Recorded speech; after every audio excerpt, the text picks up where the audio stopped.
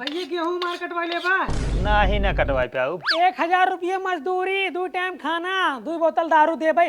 चल हमार गेहूं कटवा ले। तो हमका चाहे 1 लाख रुपया देबा, रोज खाना देबा और पूरा ठेका फ्री कर देबा, हम तब तोहार गेहूं ना काटब। अब तू जा यहाँ से। ठीक बा। हाँ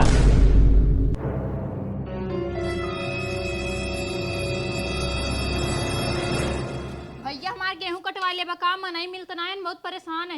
हम कटवाई ना पाऊ। भैया तो का 2000 रुपये देबे और खाना पीना जितना खाए हो उतना खाया और जितना दारू पीबो उतना दारू पियोबे, बस मार गेहूं कटवा ले और फल फ्रूट ऊपर से खियाओ। तो हमका चाहे सोना दे देबू ना, हम तब तोहार गेहूं ना कटवाब। ठीक है, जा दूसर में नहीं हेरला। जा चल निकला।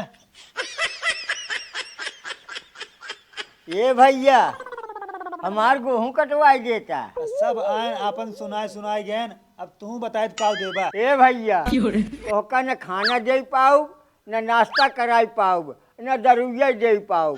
सिर्फ हमरे लगे एक जुगाड़ बा, अपने पतोहू से तोहका चुम्मा देवाई दे। चला अब यहीं लागे तोहार गेहूं कटवाई। चला हाँ चला आवा। चला।